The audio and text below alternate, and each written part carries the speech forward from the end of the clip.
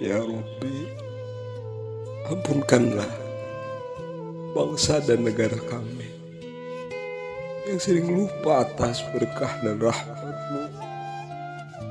Engkau telah memberikan bagian yang terbaik dari karya-Mu.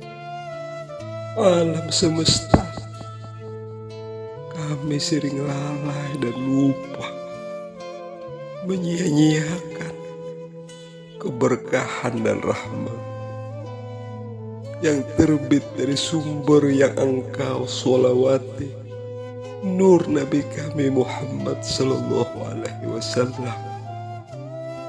Batinku merana ya Rabbi, melihat kenyataan perjuangan, pengorbanan jiwa dan raga, air mata dan harta. Ya Roh, biarkanlah air mataku membasah.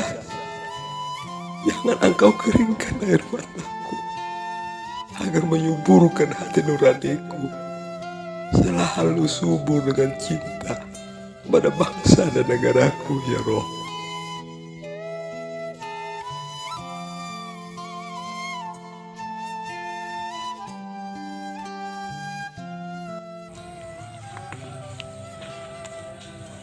Nah, ini anakku yang Abi kemarin disebutkan jahe. Kalau orang Banjar bilang tipakan. Nah, ini banyak khasiatnya. Zat panasnya itu, genero itu membantu penyakit rematik. Dan juga banyak khasiat yang lain. Seperti Abi ini kan mudah karena perlu dia direbus dengan menggunakan gula merah, itu membantu daya tahan tubuh. Jadi walaupun kita kondisinya musim flu, kita masih bisa beraktivitas. Nah, sayang sekarang esensi genero ini pada tanaman jahe ini, sekarang pemiliknya itu menemukan zat aktif untuk kesehatan itu, terutama untuk penyakit rematik, itu Jerman tidak ada ini tanaman ini, kecuali sekarang mereka mengembangkan dan mereka menemukan zat aktifnya genero. Jadi tanaman empon-emponan yang berkhasiat ini sekarang sudah kepunyaan orang, esensinya tanamannya ada di Indonesia. Nah ini, jadi kita tidak mensyukuri, tidak mengenali potensi negara kita sendiri, tanah air kita yang subur ini.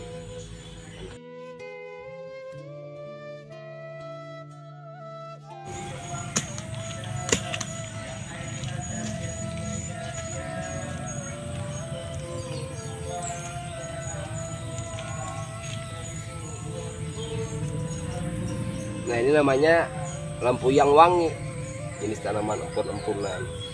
Nah, coba ini dekatin. Nah, ini pohonnya mirip kan dengan jahe. Jadi tanaman empun-empunan, gulungan tanaman empun-empunan ini namanya lampu yang wangi. Zat aktifnya ini namanya kurkumin. Nah, bagus untuk pencernaan. Ya, wanita yang sulit hamil, jadi bisa menggunakan ini. Ini juga bagus untuk mengurangi bau badan. Jadi bisa diperas, bisa direbus. Ya begitulah anakku, kita banyak kehilangan potensi tanah air kita ini. Memang sederhana ini kelihatannya, tapi ini anugerah Allah. Kalau kita lengah, yang kita anggap sepele ini jadinya milik orang lain.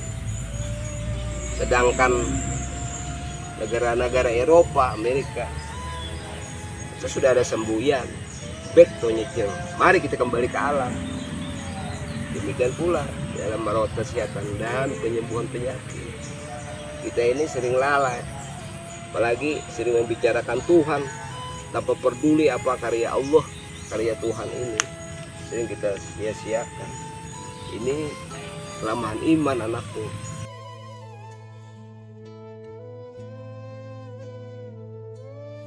Lihatlah lahan-lahan kita sekarang ini anakku.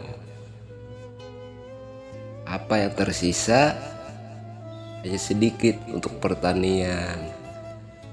Di sisi-sisi sawah kakekmu itu hutan sawit sekarang ini. Nah, dan sawit-sawit itu kalau penyakit sawitnya itu seperti belalang. Kalau disemprot dengan racun hama oleh perusahaan sawit itu, mereka lari ke sawah kita, ke kebun kita.